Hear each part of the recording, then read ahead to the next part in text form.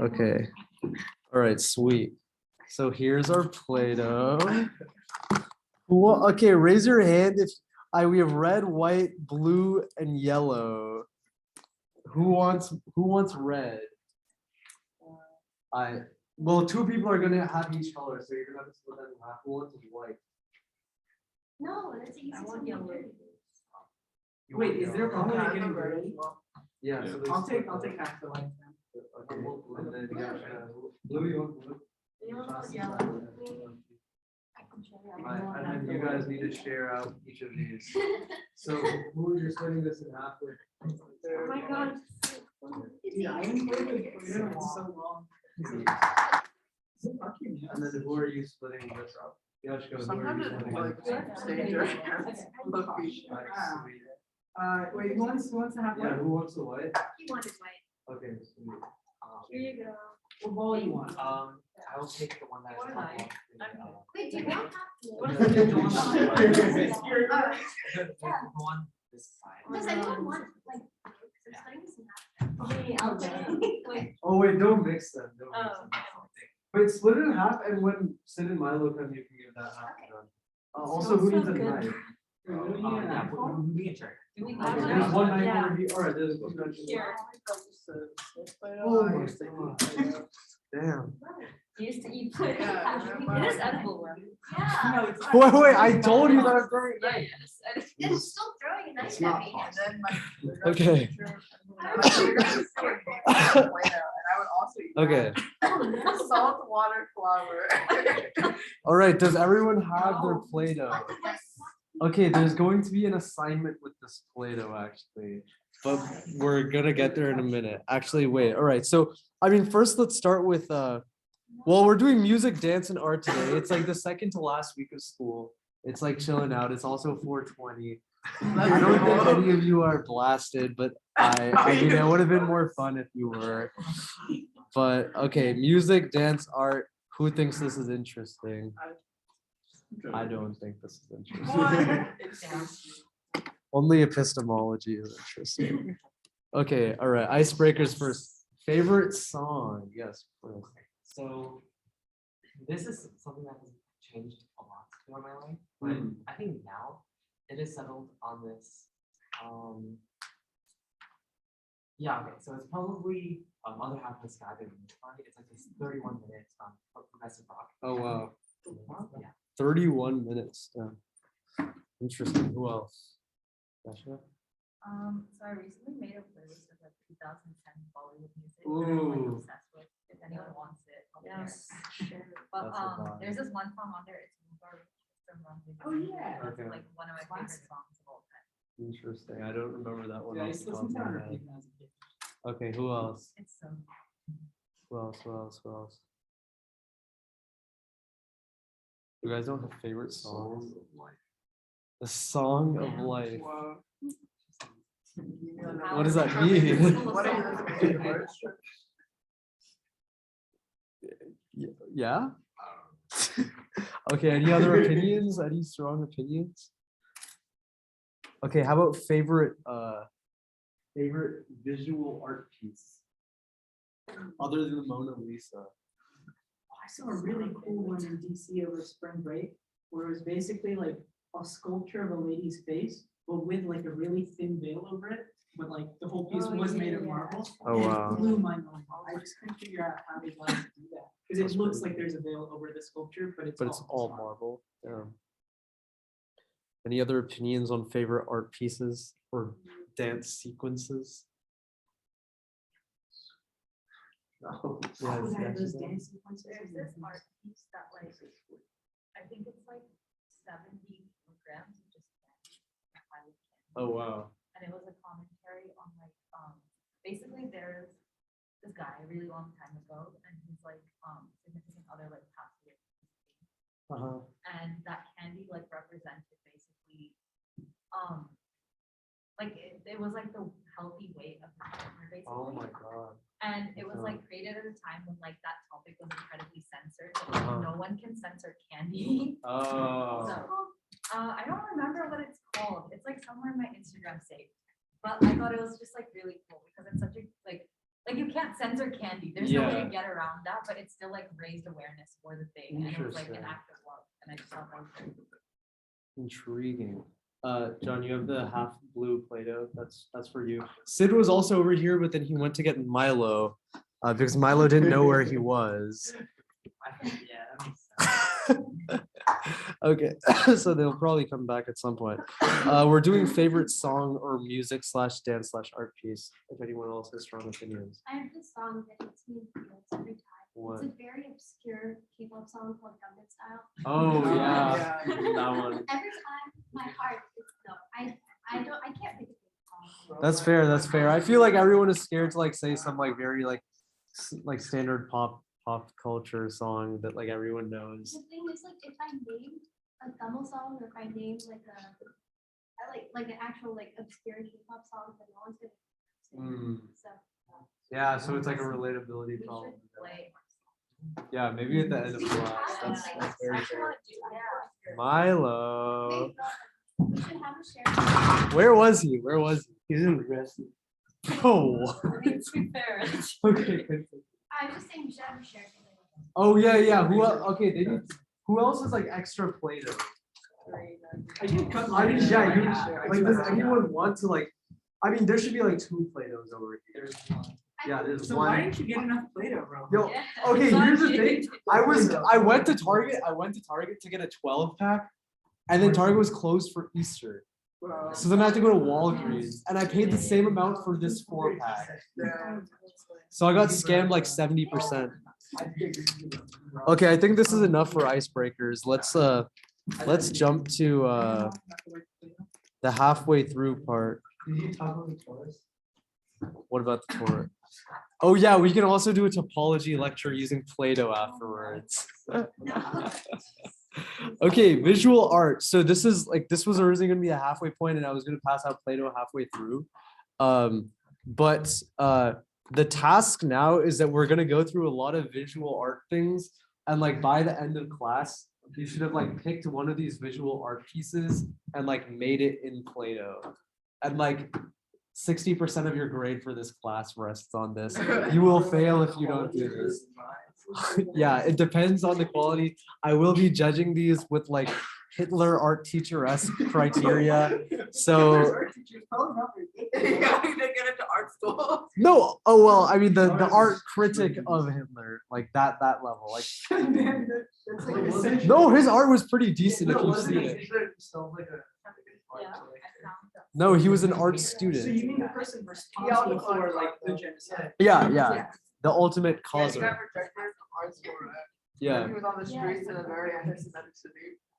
Yeah. So. Yeah, exactly. Okay, so basically that's the idea, guys. Pick an art piece. We're gonna be looking at Indus Valley seals, like coins from the Indian subcontinent, like sculptures and like some like other visual art. So just like pick one and then make something. Oh yeah, I did a demonstration purposes Indus Valley seal. Can you guys see that here? Can you see this? No, you totally cannot see this. I mean, like, can you see this? Oh, yeah. Yeah. Right? So like something like that, except like higher quality. Also, do you want us to like draw it in it? Yeah, like use the knife. The knife I helps. feel like actually scratching it, you know, like, Yeah. So like Indus Valley seals and coins is one option, but like alternatively, you could just do like an actual sculpture thingy. Also, yeah, don't mix the Play-Doh colors because we will be using these again for next week when we're doing like architecture. All right, so first let's talk about Indus Valley seals. This is 3000 to like 1800 BC. Again, we've like talked about Indus Valley a lot. They have these like little seals that are like this big, and we're unsure what their exact function was, but they have like something that looks like writing on most of them, and pretty beautiful like animal and like human kind of like pictures like that are like sculpted into them. They're actually made of a certain type of rock for the most part. They're not like clay. So these were like literally sculpted in almost like a marble sculpture kind of thing with a chisel and whatnot. That's my understanding of it. So the way you guys are doing this is like a lot easier, obviously. So yeah, so this one is like the unicorn seal. It's like now people think it's supposed to be like a rhinoceros or something like that, but like apparently the tail of a unicorn in like the Middle East and like Europe could have come from like Indian like descriptions of like rhinoceroses, rhinoceroses, rhinoceroi. No, rhinoceros. Ceros is Greek, so it's rhinoceroi. Isn't that just a bull? Huh? Isn't that a bull? What do you mean? The cow. What are you talking about? It's It looks like a bone? a bull. A bowl? Like a bull. It's Like rhinoceros. Oh, a bull? Oh, no, it's not. It's supposed to be a unicorn. No, I thought you said it. But like, No, it's like, oh, not a seal as in an animal. Like, talking about that. Yeah, no, the animal is supposed to be a unicorn, but it's a rhinoceros. I thought you said how you're misinterpreting it by saying. Yeah, because it's actually a rhinoceros, right? It's not a bull, it's a rhinoceros. so the plural of rhinoceros is rhinoceros or rhinoceroses or rhinoceri. Rhinoceri, I told you. Rhinoceros. Yeah, that's like. Okay, so that's the unicorn seal. The next one is the Pashupati seal. This is like you can actually see that it has like 3 faces. You see like the dude's face, and then you have like the noses on the side. So like this iconography of having like 3 or like multiple faces, and it's actually debated whether there's like 3 faces on this guy or 4 faces. This is like a huge debate. There's like papers that go back and forth about like whether it's like 3 faces or 4 faces because you can't see the back face. So like maybe there's no face or maybe there is. But like yeah, this is theorized to be like early iconography of something that could have like contributed to Shiva. And you see in the top there's like the standard Indus Valley kind of letters, the symbols like like the fish and like the little thingy, the bowl thingy, and all these. He's surrounded by all these animals. Yeah. What about like Brahma? What about him? Doesn't he also have? Like, Yeah, he has 4 faces, right? So Shiva has 3 faces, and Brahma has 4 faces. Yeah. That's. I've never. I feel unidentified. I mean, like it depends on like the like Shiva is like a trinitary, like he has like the trident and he has like the 3 faces. Like that's like standard kind of iconography that's associated with him. And we'll actually see a sculpture in a few minutes that actually has the same kind of depiction. Yeah. That's embarrassing. My last name is like Shiva's name. I Yeah. love that. Madheshwaran. Maheshwaran. Like a thumb over. Yeah. I mean, like not always 3 faces. Like it's just like a certain type of iconography, right? Like you have Shiva in various different forms. Oh yeah, 3 eyes, 3 faces, like the trident, right? Like he's a triplicitous deity. That was my 3 version of duplicitous. Is that a word? Okay, so then there's an elephant, right? India loves elephants. We invented elephant warfare. So they have that in the Indus Valley too. Yeah, I mean, so all of these are ideas. If anyone wants me to pause on one of these so you can get a nice look and make one of these, then feel free to tell me. Yeah, Chris. Yeah, because elephants are pretty cool. And then this one is like this dude like pushing apart like 2 tigers or something like that. We're not sure. Like there's like theoretically like connections in later Hindu myth of like the story for what this might have been illustrating, but we're actually not sure at all. Maybe it's entirely lost. Again, the status of cultural continuity between Vedic civilization and Indus Valley is debated, like whether the Indus Valley had actual cultural contributions to the later Vedic civilization. So whether those myths were lost or like contributed to something later on, we're unsure about. But it's like an interesting kind of art piece nonetheless to speculate about. Yeah. And like maybe even the script at the top, like the symbols say something about the story or like the name of the dude or something, who knows? Wouldn't it be crazy if these were all just like names of the thing? Like what if this shit just said like elephant? Like I don't think it's true. But yeah. So then like let's turn our attention to coins. So again, those seals ended around like 1800 BC. Then we have like coins after this. The first sort of coins that we excavate are like from like 700 BC, and this is like pretty early as far as coins go. Like India as a original location for where like coins, like metal coins, as in like pieces of metal with like official authority that are traded for as currency. Like in like Northwest India has been debated as like a potential location for this to have started. But more so it's seeming unlikely. Somewhere in like Persia or like Mesopotamia is seeming more likely as like the original location for this. But we do see really early on coins being developed in India. So earliest around 700 BC, so that's the Mahajanapada period, where you have all these small kingdoms, right? You have like the Kashi, Koshala, Kuru, all of these different kind of kingdoms across the Indo-Gangetic plain. Each of them have their own sort of kind of style of coinage. And this is until about 400, 300 BC. So let's look at wait, I thought I have a Kuru coin somewhere. What? Okay, I totally was supposed to have a Kuru coin, but we can just zoom in on this one. Yeah, pretty cool, eh? It's like a lot. So coins of this period have a lot of like geometric kind of shapes and stuff. Not too many depictions of like people. Sometimes you'll see animals on there, but for the most part, it's like these kind of like geometric designs. Like what even is this? Like, I don't know, but it's some kind of geometric artwork. So you see a lot of that, definitely. Even this is like, yeah, so the dots and lines and whatnot. Then you have the Mauryan coins, which are from like the Maurya Empire, right? And these are minted across the entirety of India. So everywhere in India, we see these kind of Mauryan coins show up. And these start depicting, still you have a lot of these geometric shapes, but you increasingly see people depicted on these coins, sometimes like scenes of ritual processions and whatnot. Then we have this cast copper coin that is like very rare, and it's also undated. We're unsure, it could be the late centuries BC, early centuries CE. But like one thing I'd like to point out here is like how the general visual structure of the coin is almost sort of similar to the Indus Valley seals, right? Like, does anyone see like why I might be like in what sense are they similar to the Indus Valley seals? Profile. Yeah. And the text at the top, right? So like you have a profile of an animal, and then you have like these kind of strings of symbols along the top. So maybe coincidence, maybe something more meaningful.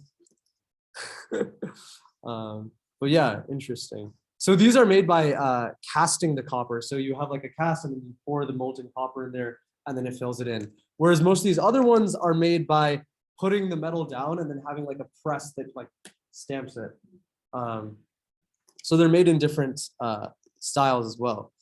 Then after the Mauryan Empire, we have the Kushans who are basically these like Indo-Scythians, right?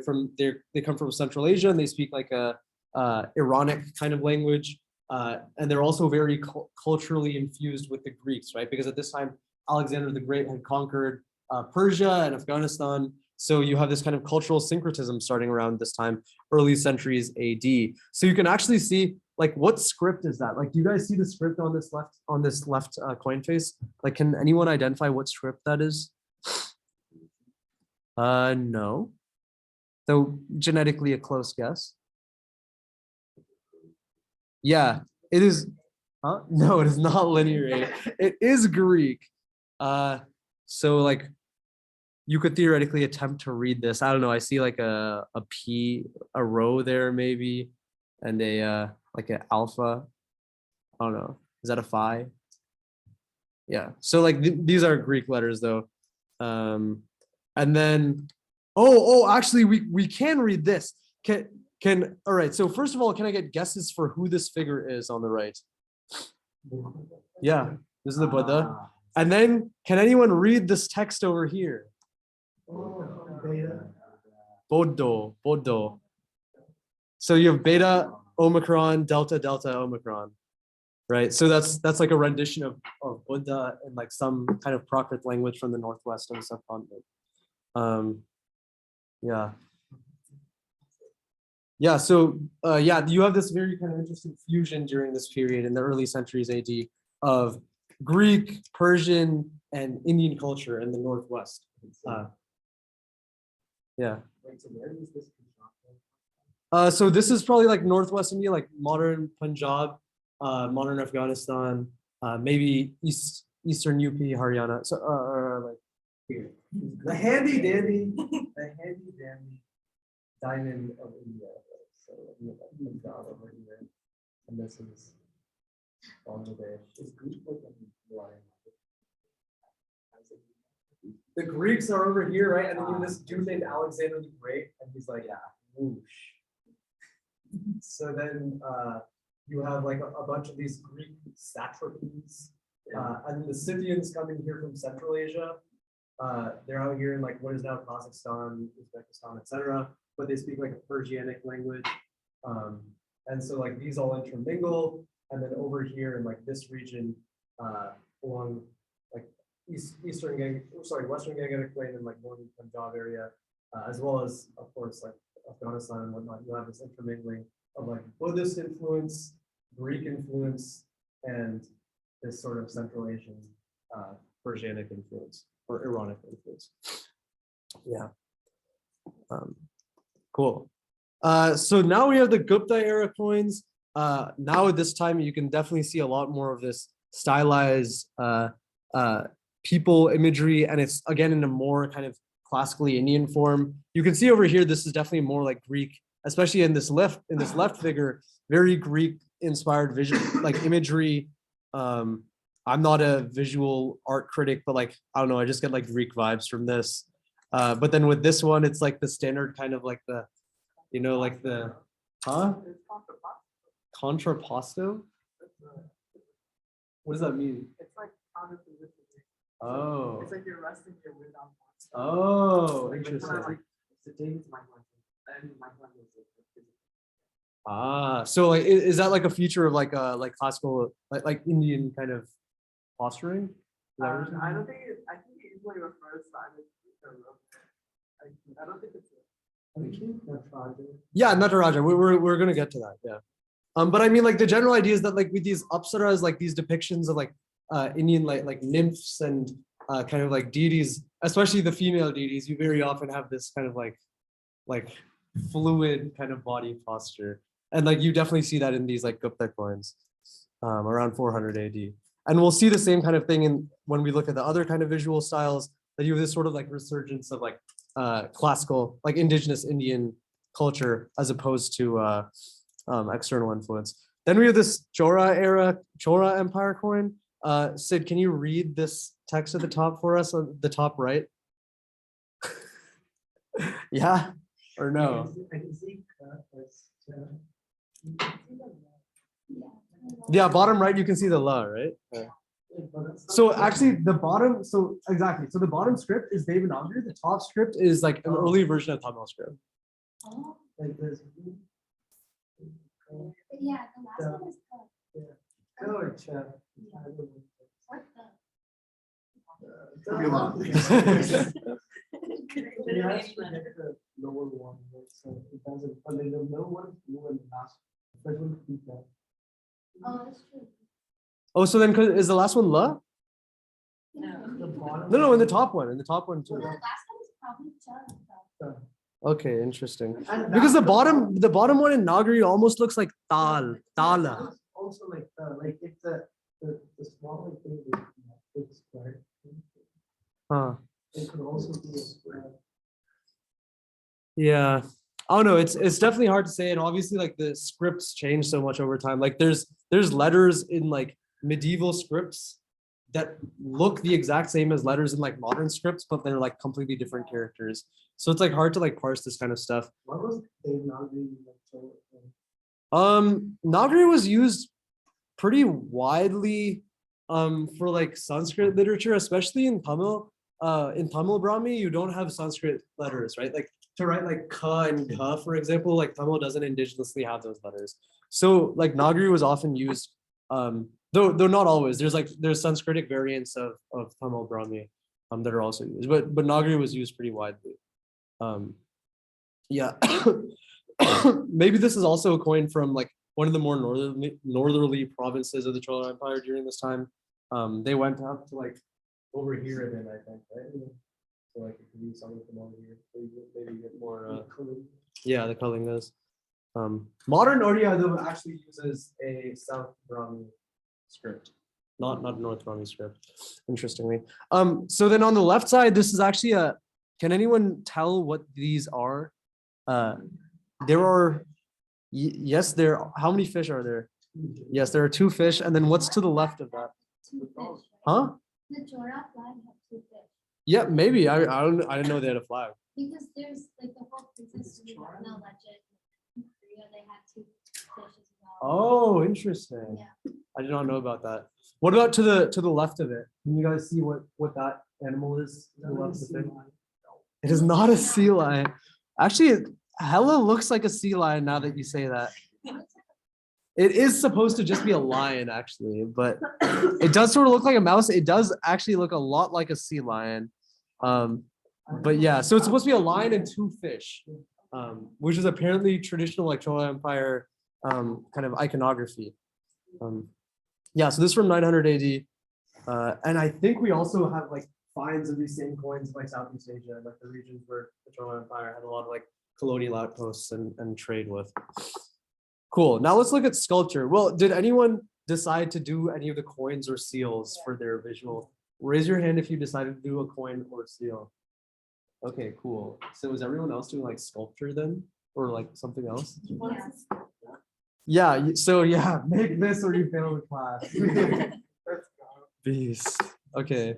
I mean, let's start with like the Indus Valley, right? So this is or actually, wait, we didn't even, oh, well, I guess I'm missing the Indus Valley kind of like the priest king. Who here has seen like the priest king sculpture from the Indus Valley? Okay, wait, let me pull that up then, because that's like sort of important, I guess. This thing. Yeah, so like this is like, it's like a pretty big sculpture. I think it's like this big. And it's like very high quality. And it's from like 2300 BC. There's like, you often don't see the back, but like, yeah, it's like a SpongeBob sky type feet. Yeah, right. It's like yeah, almost. And then you have like he's wearing some kind of like thing on his head for who knows. Yeah, it's kind of crazy. So like people call it the priest king, but we ultimately have no idea what like function this served or who it's supposed to represent. But the dude is pretty clearly like peaceful. So like maybe he's like meditating or something. No one knows. So yeah, so that's like Indus Valley sculpture. But then after that, we actually don't get much sculpture until the Mauryan Empire. And like does anyone have any hypotheses for why this might be the case? Like, why don't we see much sculpture after the Indus Valley until the Mauryan Empire again? Think about maybe the belief systems of like Vedic civilization. Yeah. Yeah, exactly. That's the main reason, right? So idolatry was not actually a thing for the most part in the Vedic ideology. The Yajurveda, for example, I think explicitly bans it in some places. So very, very different from modern Hinduism. You don't actually have this like widespread practice of building idols and worshiping them, which really only develops during the Bhakti era. You also don't have as much kind of stationary like kind of civilizations. You do have a bit more kind of nomadic lifestyle. You don't have as much temple architecture. A lot of the rituals are supposed to be conducted outdoors, right? Like you can't exactly have like a 9-foot fire inside of a closed building unless you want everyone to get like pneumonia. So that's obviously an issue. So most of this happened in the outdoors. So again, you lose a lot of that kind of temple architecture that would have been associated with most of these sculptures. So this on the left, this on the right over here is like the Mauryan lion capital. Does anyone know where else we see the same kind of iconography? Yeah, on your passport. Yeah, it is the national seal of India. Singapore? Okay. There are 4 lions. Good question, though.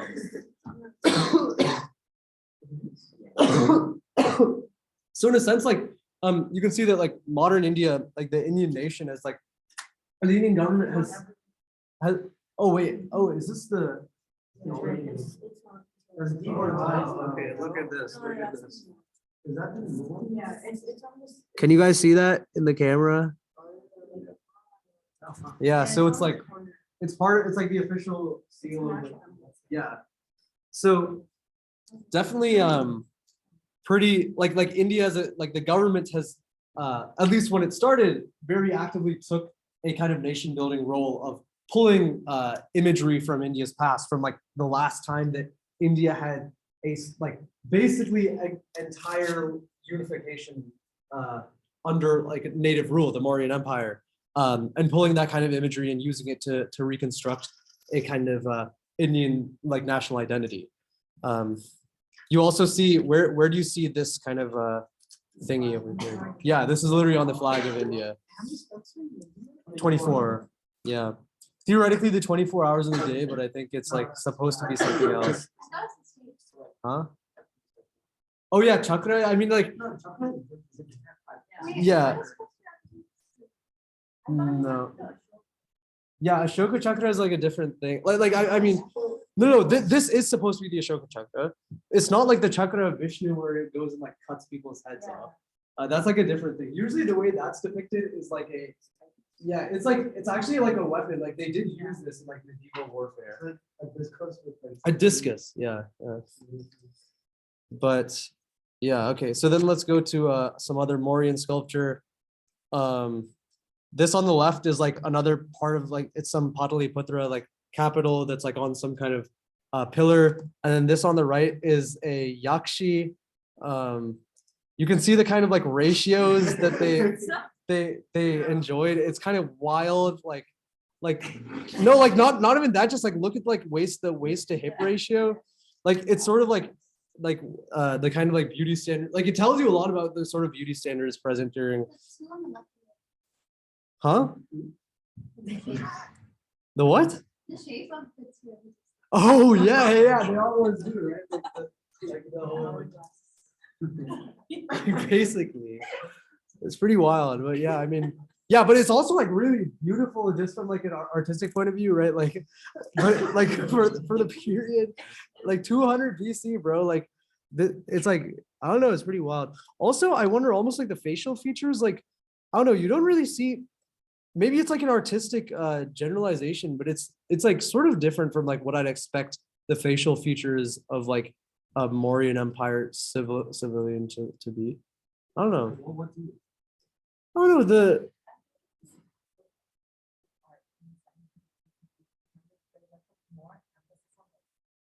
Like the facial features very different. It's like large eyes. Yeah. Large nose.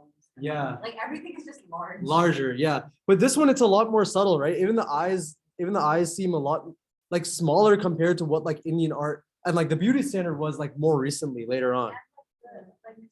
The features are less large Yeah. compared to like later. Yeah, it's almost Southeast Asian. I do like I feel like I'd see this in like a Thai restaurant or something. Yeah. But it's not. It's entirely like Mauryan Empire, which is kind of wild. She's also holding like a mace, I think. I'm not sure, but she's supposed to be like a yakshi, like a forest spirit. Yeah. Okay, then we get these Satavahana reliefs in the stupas at Sanchi. I was supposed to go here, but then I was all right. We were in an Uber car. We were like an Indian equivalent of an Uber, and then the guy's driving on the highway, and then we get pulled over, and like the dude is like, "You did not pay your car loan. Get out of the car right now." And like he just repos our car, and we lose like 6 hours. Also, the dude was like 3 hours late, so I didn't really feel bad for him. Like for our pickup, he was like, "Yeah, I'll be there in 5 minutes. I'll be there in 5 minutes." Dude showed up at like 11 a.m. when he was supposed to be there at 8. So like, yeah, screw that dude. Huh? It was in Ola, yeah. This was in like, yeah, like capital of Bihar. Yeah, it was like, oh no, it was intriguing. But yeah, so ultimately I did not get to go here.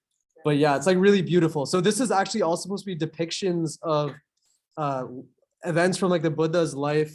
I think this is like the coronation or something. You can sort of see it, or it's like some war. Actually, it's a war scene. I'm not entirely sure. I think they're at war or something like that. There's some dude over here that everyone's visual lines seem to be pointed towards. I'm not sure who that is. But yeah, you can see the people at the left also might be at war with these people at the right. Oh yeah, this might be the assassination attempt. There's some story about this where some guy was trying to be assassinated and then he like lit the palace on fire, some crazy thing like that. So like you can search that up. Then these other kind of reliefs, very intricate, and this is like 100 BC. So kind of crazy that this stuff has survived, and not even like survived, it is like it's been standing up straight with all this kind of like very intricate kind of architecture for over 2,000 years, which is kind of wild. And now we have these two forms of the Buddha. One is from Gandhara. This is not I need it. Okay, so one of them is from Gandhara, which is like over here, and then one of them is from Mathura, which is like over here. So can someone guess? Well, which one, first of all, do you think is more Greco-Persian influenced, and which one is more indigenous Indian influenced? Like, yeah, I guess like which one do you think has more Greekish Hellenic influence? Yeah, my one. Yeah, the right probably. Why would you say that, by the way? The clothes, I think. Yeah, the way the clothes sort of sit, like the lines on like the folds. Yeah, so it's that one is more Greek. So then based off of that assumption, who else can sort of guess? So this is Gandhara, this is like Mathura. Which one would you say is from Gandhara and which one is Mathura? Wait, which one? Yeah, the one on the right is from Mathura, right? And that's because it's like further within the Gangetic plain, it's sort of more shielded off from these kind of external influences, whereas Gandhara is sort of like this in between the three kind of like poles, so it has a very kind of much more eclectic style. Huh? Which one? Like the one on the right is from. The one on the right is from Gandhara, and the one on the left is from Mathura. Yeah. Cool. Any other thoughts or questions on this? Does Gandhara have a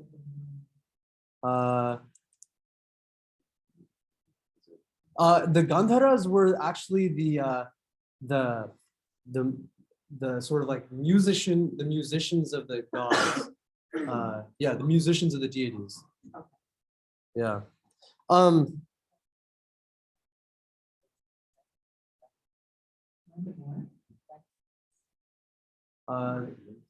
Definitely wrong.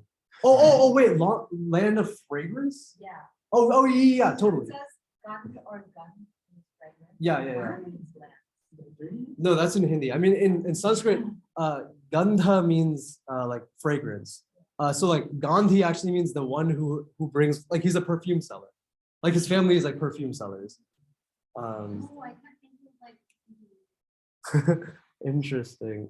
There's also there's a name of some god that goes after this. It's like I'll try to remember.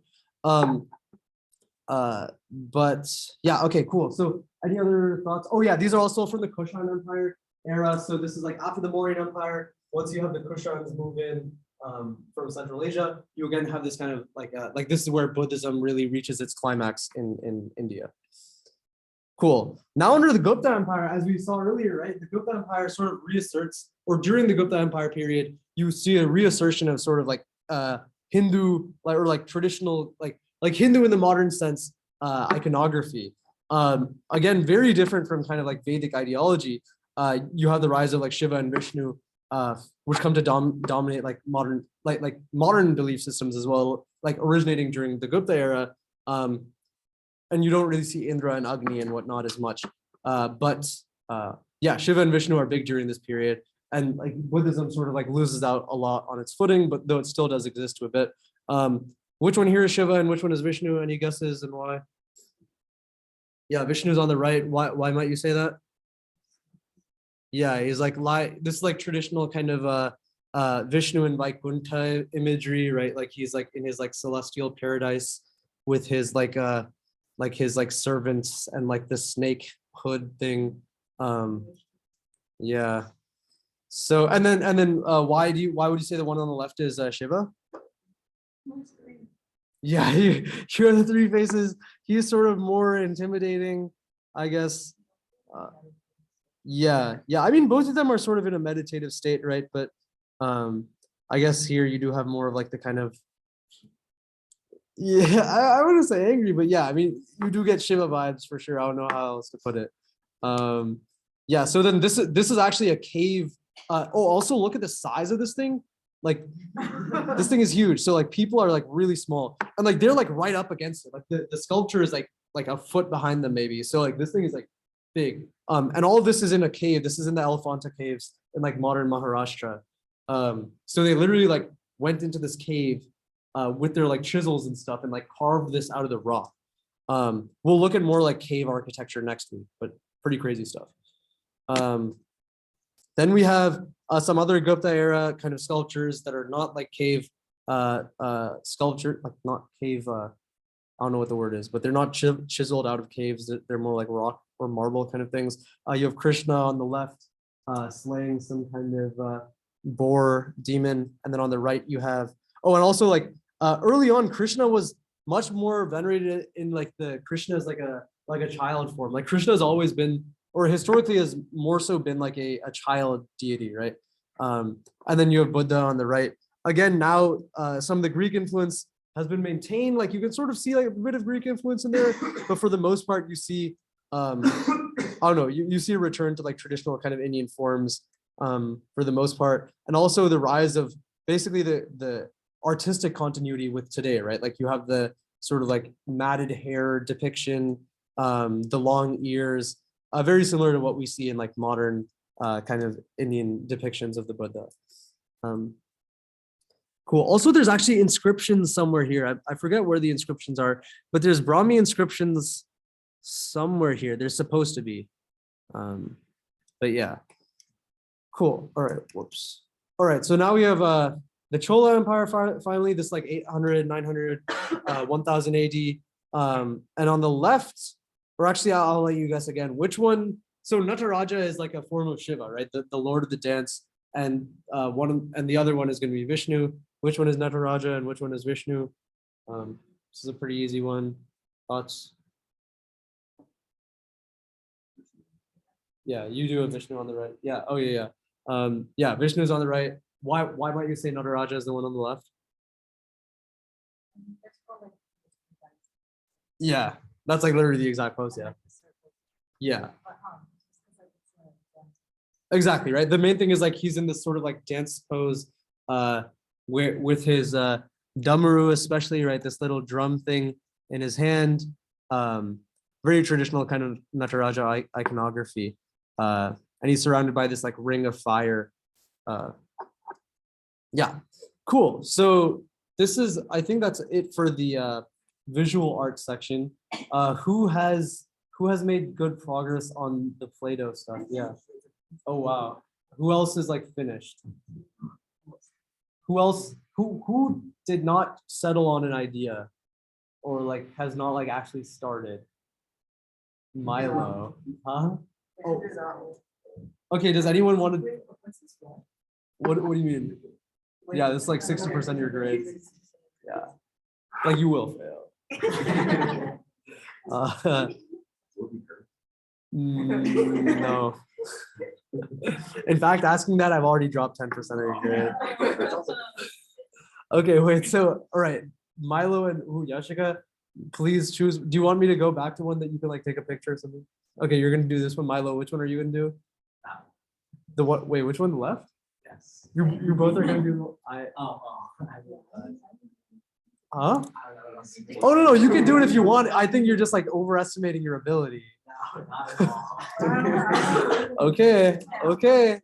I will hold you up to it. If it's not identical, that's gonna be problematic. Oh yeah, yeah.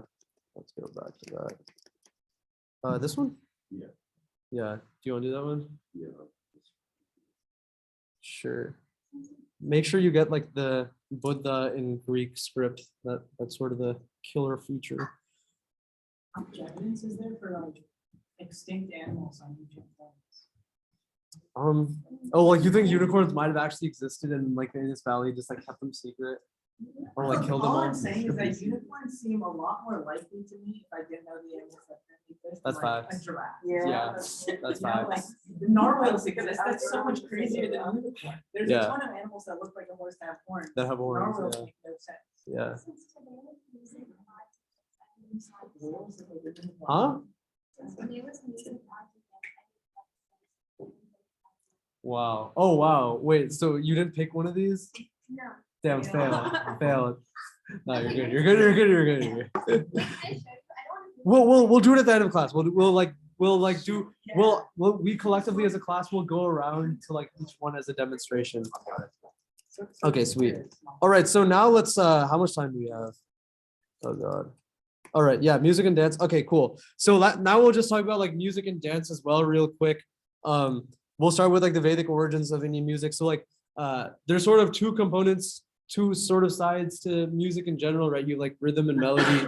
Maybe this is like a layman interpretation or whatever, but like I think it's like broadly kind of true, right? Like you can have like yeah, I mean most musical traditions have some form of like timekeeping, the rhythm side, and then like some form of like frequency modulation, the melody side. There's like a traditional kind of thing in the Brahmanas where like the duality between Urch and Saman, right? The Rig Veda and the Sama Veda, where like you have the masculine Urch and then the feminine Saman, and then like they like join together to like produce like all of like existence. So for the Urch, actually the modern Vedic recitation style, I think, has lost out a lot of the chandas, right? Like the metrical recitation structure where you can hear the syllables, but there's this recitation of Homer's Iliad that actually maintains it pretty well. So we'll listen to a couple lines of Homer's Iliad to get a feel for how rhythm might emerge from like poetry. I think it's about to start in like a few seconds. But yeah, Homer's Iliad. The Greek poetic tradition is very similar to the Vedic, actually, in a lot of ways. Megtorgaskai este pilaskai purgon hikanen. Ampäämin pruon nelokvait jonedet hyvätres. Irromenai painastekä signetuste täste. Kai posias ode pitä rioitse okesta ja nogi. So like, can you hear like the rhythm that like, so that's like how like metrical poetry is supposed to be recited. And this is why, like in English, for example, with Shakespeare, you have like, what is it? Iambic pentameter, right? It's supposed to be recited in this way. But in English, like the English poetic tradition is like pretty bad at maintaining that for the most part. What? What is that? Okay, we'll look at it afterwards. Wait, I have a question. Is there a reason that it's recited in the fashion? Yeah. I don't know. It's sort of common like across different poetic traditions to have this kind of like nasal recitation. I'm not sure. Even in like the traditional like Vedic recitation, which has lost the chandas in a lot of senses of the word, still sort of has this like nasally recitation.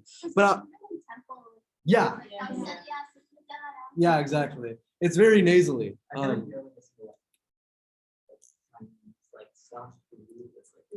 Yeah, if you've heard like kunchu, is that kunchu? Mari is. I don't know what you're trying to say. It's like Beijing opera. yeah, Beijing. That's what I'm talking about. Kunchu is like the yeah. Beijing opera. It's like the very high pitched like yeah. But it's like amazing. Yeah, I do not enjoy that, but like yeah. Voices were just very different like many thousands of years ago. Would we have any way of knowing? Like what if they could produce sounds that we can't spit out? So there's actually an interesting thing. Okay, very short side note. The labiodental sounds like pho and the actually were not possibly like for the vast majority of the population, they wouldn't have been able to create these sounds until the agricultural revolution, because it changed it such that our teeth no longer align like this. Our top teeth are now in front, right? So now you can actually make these labiodentals by putting your lip over here and your top tooth over here. So like before the agricultural revolution, this is your teeth, and now this is your teeth. And like your lips are like, right? So this is your like your lips. Well, like you wouldn't have been able to make this sound. My teeth were purple. You can, but it was much harder to. And if we look at languages spoken by pre-agricultural speakers, like these hunter-gatherer populations, their jaw structure is literally like this, and like almost universally, we never see these like labiodental sounds show up. Have you seen that video where they constructed a mummy's vocal cords? This is what they sound like, and he just cries. I need to find that. I'll put it in the Intriguing. Discord. Okay, so that's like the chandas, right? Like the rhythm side. The traditional like the way we have Vedic recitation now, it seems to have obscured the traditional kind of like rhythm generation. Milo, that's actually pretty decent. We will look at that soon. But now let's look at the Samans. So like the Samaveda is like basically a rendition of the Rig Veda, where instead of the emphasis on chandas, you have like a melodic kind of recitation style. So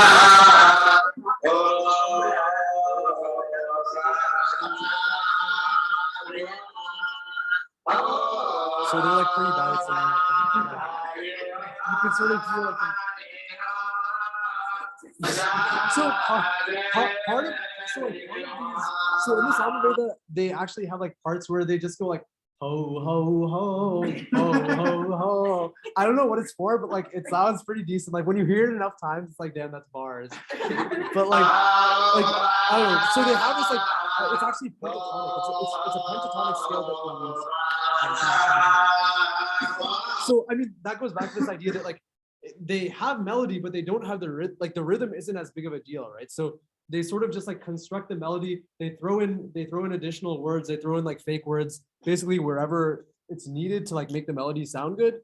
But then when you bring them together, when you have the Rig Veda and the Samaveda recited together in this sort of like ritual style, then you have like it's like sort of the balance of music, right? But yeah, there's actually some very good Samaveda recitations on YouTube. I just it's hard to find them because it's difficult to find someone who's like good at singing, but then also spends like thousands of hours to like memorize traditional pieces. All right, sweet. Now let's look at dance. So then you like the Nati Shastra is composed around like 400 BC. And the main idea is like the rasa theory, where you have these different rasas, which are like basically it literally means juices, but it's like an emotional kind of like quality. So on the right, you have all these kind of like rasas being depicted by both like facial expression as well as like body posture and whatnot in Bharatanatyam. So like, can you guess what emotions are being depicted here? So like, for example, this one's like easier because like the colors are hints. So like, can anyone guess what this one is? Yeah, it's like, I can't read the text, but it's like, yeah, fury or something. I mean, it's red, but like you can also tell based off like the facial expressions. No, it's the facial expression. Like the clothing is all the same, but like look at the face. Yeah, it's like, oh, beat you up. That's what it's supposed to be like. What about like this one? Surprise. Yeah, that one's like surprise, right? Like wonder. What about like this one? It's like, yeah, it's like laughter. This like hasya, right? And then what about this one? Did you read it? Yeah, I mean, yeah, so this is love and it's called Shringara. Huh? Yeah, I think so. But can anyone tell me what this is a cognate of English? This is cognate with. I'm not even kidding. They're both from Proto-Indo-European, this word. What? Shit. Where does this come from? So this is the Proto-Indo-European shit, and it like turns into horn in English, and to Shringa. Shringa means horn. So like Shasha Shringa, right? The rabbit's horn. That means. Oh, Wait, saw so that it's word. related and it's also like a Yeah. Well, huh? like it's related etymology. Yeah, it is. Also like a direct. So it is. So it go like in Proto-Indo-European, this literally just means horn. It means like the horn of an animal. But then like in both languages, in both English and Sanskrit, there's like this semantic development where I don't know, bro. I think it might be like, you know, where the deers go and like rub their horns against each other when they're like trying to mate, or like, I don't know. That's sort of my guess, but I'm not sure. But you have the same kind of like semantic evolution, which is kind of wild. So yeah, that's like Shringara, which means love. Yeah, I am right, obviously. Okay, wait. So then we have okay, what? All right. So then you have mudras. This is just like a small subset of the mudras, but they're like these hand postures that actually originate probably pre-Buddhist, but like they become like pretty big during Buddhism, where the Buddha is like, yeah, just do these with your hands, and like it helps you like meditate or whatever. But like, for example, this one is like Hansasia. Does anyone know what Hansasia is, or what the word Hansa means? No? Hansa? Goose, yeah, goose. And Hansa is actually cognate with the word goose as well. It comes from Proto-European Gons. I'm not even kidding, search it up. Fact check me right now. It comes Gons.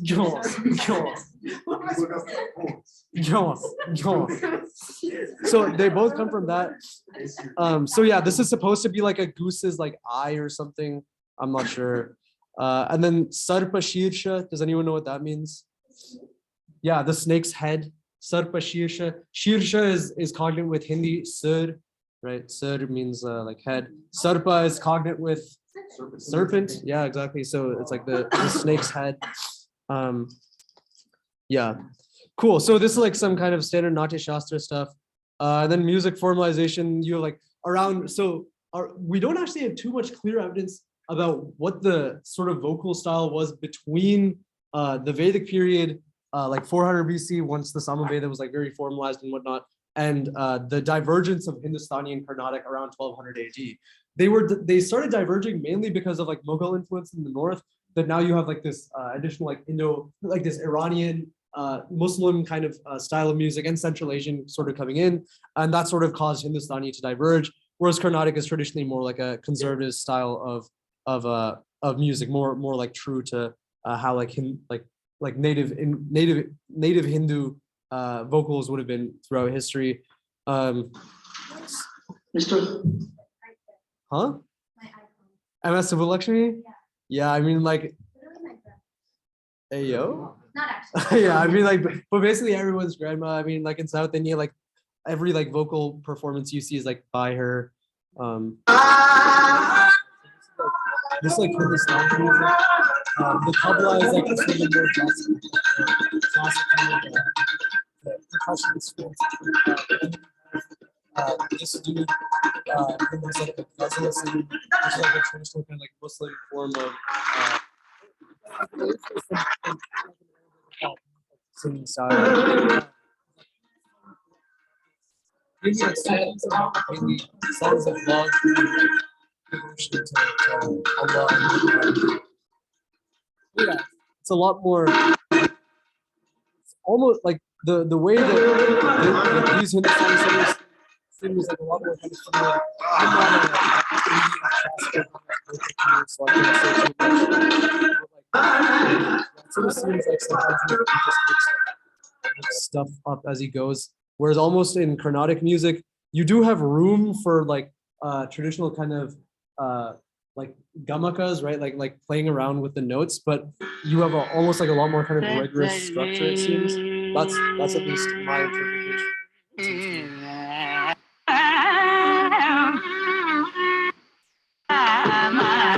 So then you hear drums, right? But like, are those tabla? Let's see if we get imagery on that. So the mridangam isn't even on camera, I don't think. Oh, now it is, yeah. Oh. Over there, right? So it's like the sideways kind of instrument. So across Hindustani and Carnatic, in the Hindustani, you have like basically you have the same sort of set of instruments, but it's like different names almost, and obviously the different playing styles, but the same kind of idea. You have a percussion, and then you have that tabla on the side, that's what I mean. In the north, you have sitar, in the south, same kind of general idea. But yeah, I mean, you can see almost like, I guess the part we were in just now was like very kind of distinctively Carnatic. lost that. But like you can see how you have like a lot more kind of note modulations. Those gamakas, yeah. So, since the violin is being used, is that mean that like some of it is actually No, they just borrowed it. Even the harmonium, right? You have in like harmonium and violin are both used like everywhere. They're just like added in like kind of instruments. Traditionally, that would have all been vina. And harmonium, I mean, actually, I don't think there's an indigenous equivalent directly to the harmonium, but you do have sort like it would have probably been like something more like a vina still, yeah. Yeah, it's just like added into the ensemble. Yeah. How old would you say that each of those Yeah, so the divergence is pinpointed to around 1200 AD, and they became more so formalized by 1500 or 1600 AD, when you have like the rise of like all the, like the mathematical approaches to describing ragas and so on. Yeah, John.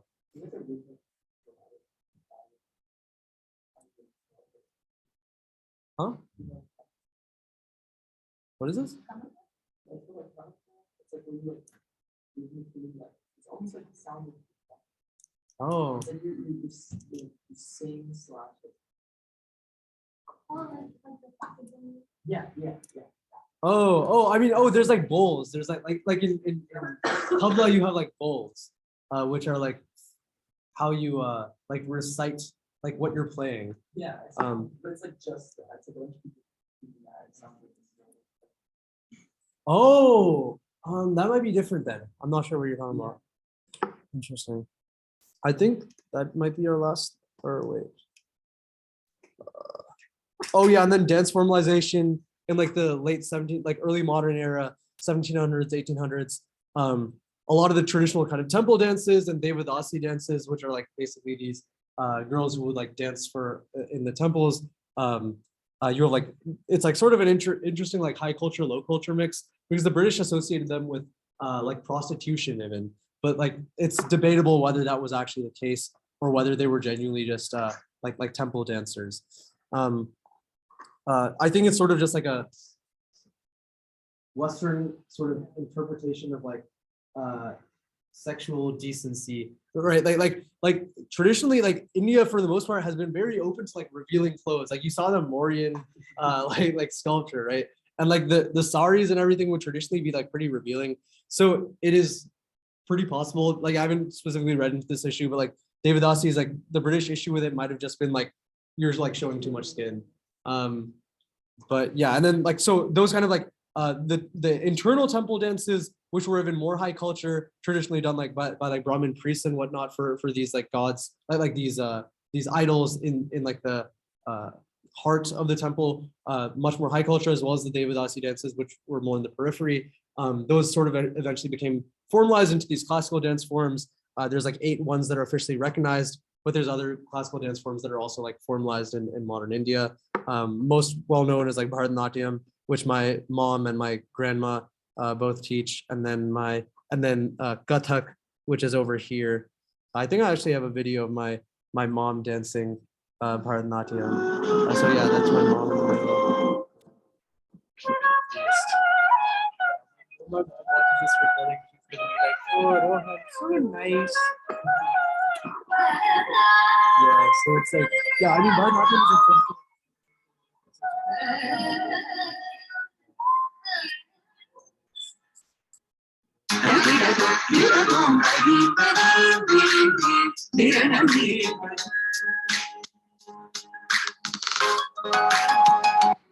So like, yeah, you get the vibe, I guess. So I mean, it's like, yeah. So like usually when people are like, oh, Indian classical dance, that's like usually the style that they think of. But there's other ones too.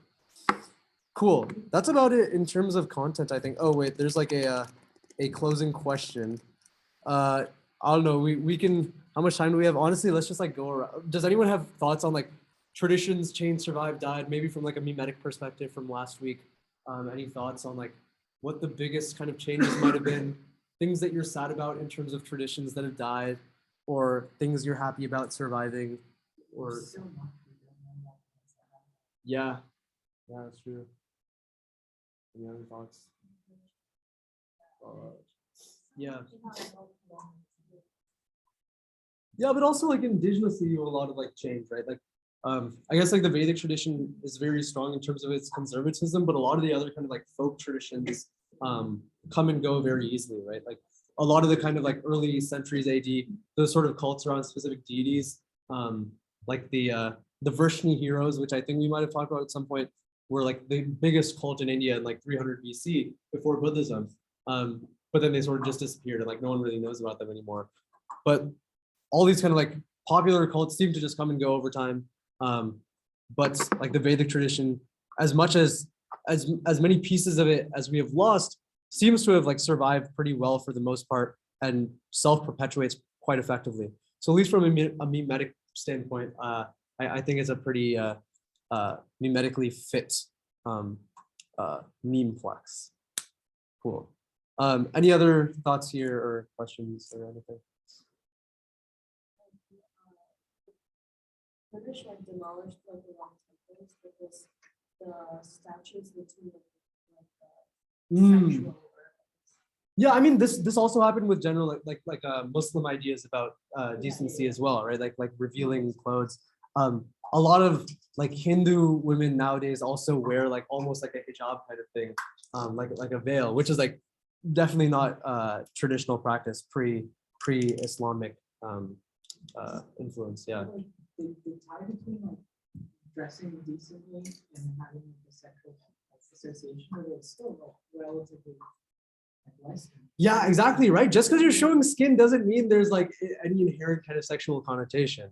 I think like the West is often quick to sexualize things and then like blames the object for like sexualization rather than like the sexualization itself. Yeah, interesting, cool. Yeah. I feel like a lot of it also got either like Hindu vibe or like absorbing. So like prior to when I started attending this class, a lot of what we covered I just assumed to have been originally part. They weren't necessary. In what kind of traditions would you say? I can't remember this. That's kind of the overall. Yeah. But I do think it's cool that like I know I was forced to take like music lessons as a kid. But I'm kind of glad I was forced to. I still do that. I think it's cool to like keep that small like. Yeah, definitely. Cool. Yeah, John. If the what? The tablas inspired the polyglot. They do look similar. I think they independently developed though. Yeah, somewhere in sub-Saharan Africa. But yeah, I mean, it's pretty intuitive in terms of like how you create a percussion instrument, right? You have like a box and then you put like a leather thing over it. Really cool ways to make sounds. Like I don't know if you've seen those like rainforest ones where it's clay and you blow through it and it makes like a specific bird's noise. Oh wow. So they found like, thousands of years ago they found ways to like make the little pathways that your air flows through that mimics the sound. Yeah. And they have specific sounds. That's crazy. Okay, wait. So do we want for the for the Play-Doh pieces? Do we want to go around to each one, or do you guys want to bring them up here and like show them to the camera? Okay, let's start with the ones that we bring up, and then we'll like go around to each one. Cool. So yeah, I mean it's still recording. I think this is just like So who was okay? Chris, you want to go first? Cool. Wait, maybe I'll full screen this. Sweet. This is an elephant. Wait, bring it closer. Bring it closer. Oh wow, that's pretty decent. Hey, where are the symbols though? Yeah, I know it's because I didn't remember how it looked like, and I didn't know what to search up. Okay, so like rule of thumb is like a fish. That's like faux chillin. Actually, draw it like this. That's faux chillin, and then also the other one is like this thing. Those two are like the only symbol basically. Okay, wait, there's like way more, but like yeah, with those two you're probably good. So yeah, you can add those in, but yeah, that's pretty fire. Also, white is a good color for elephants indeed. Who wants to go next? Mine was after that. Yeah, wait, who's that? Wait, who? Hunter, you said? Yeah.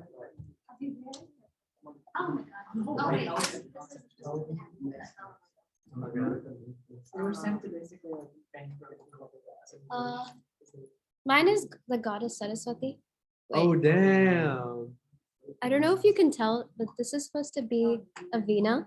Oh, And wow. she has her hands on it. And this is like a little like thing, like a duck or whatever she has there. So, Wow. Oh yeah, the Vina's there's like intricate features on the Vina. Yeah, you Oh, like added the if you can see the damn. strings.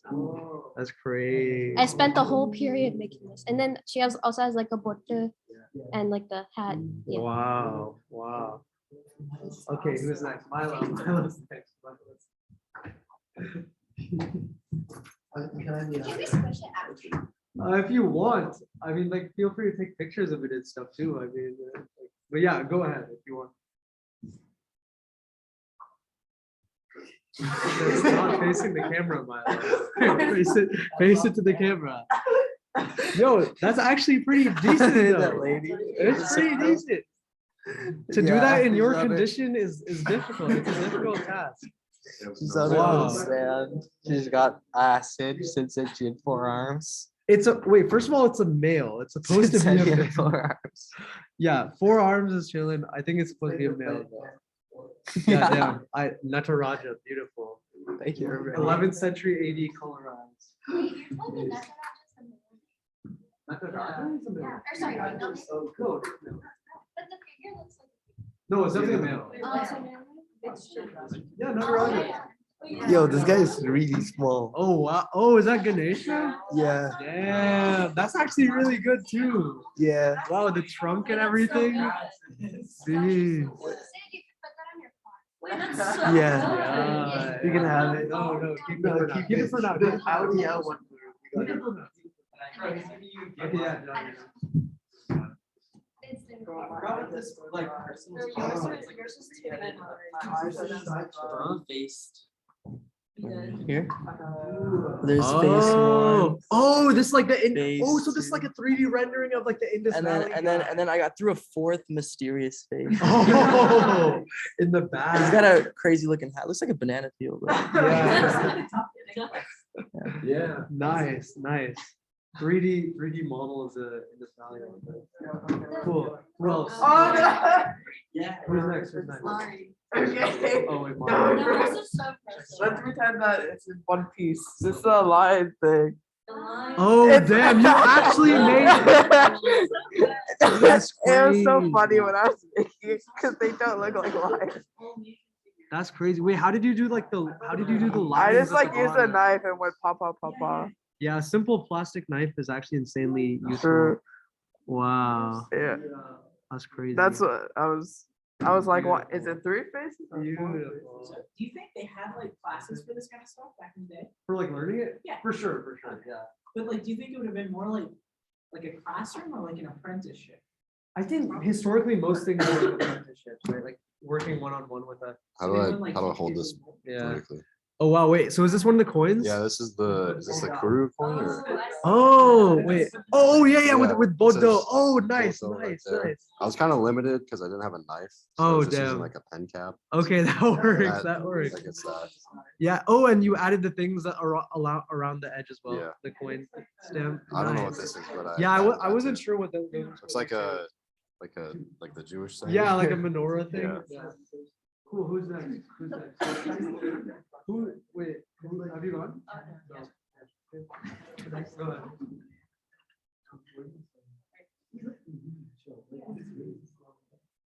Well, Yashika, you're going after her? Sure. I can't move my thing. Wait, no. Okay, okay, well, we'll go to you then. Tanuj, you haven't got it yet, is it? No. He hasn't done it yet. Oh my god. I made. You're failing this class, Tanuj. Oh, nice, nice. Why did you choose that specific coin? That's the easiest one. That is true. It did look fairly trivial, but no, that's fine. Cool. Wait, so Tanuj, are you doing this or not? You lost 60% of your grade just there, bro. Just there. Why Okay, did they wait. exhibit you can, like, Okay, see I'm it? gonna Wait, wait, wait. Oh, wait. It's his friend. It's definitely not. No, it doesn't say friend, it says friend. I'm gonna display Tanuj this. Yo, this is fire, bro. Yo. Tanuj, who are the two people? That's me and my best friend. That's me? Oh. friend with the sun in the top left corner. Classic. And a cloud on the other side. Beautiful. Fair. Okay, are we going to Yashiko's Yeah, table now? can't really, I can't let's really check make this it. out. It's like a photo being developed on the Oh, table. damn. So this is basically just an upgraded version of mine. That's crazy. I don't think I'm gonna be able to, Yeah. Is it good to be able to stand up right? No, not at all. I mean, if you wait for it to dry, you could theoretically. They don't have to dry. It slowly dries. It's definitely leave it out for like 2 weeks. Yeah, yeah. I have like rope pieces laid out. Yeah, it's good. All the small pieces. Okay, let me turn off this recording. I was giving a lecture, bro. That's no excuse. It's not an excuse. Damn, I guess I failed this class now. All right, sweet.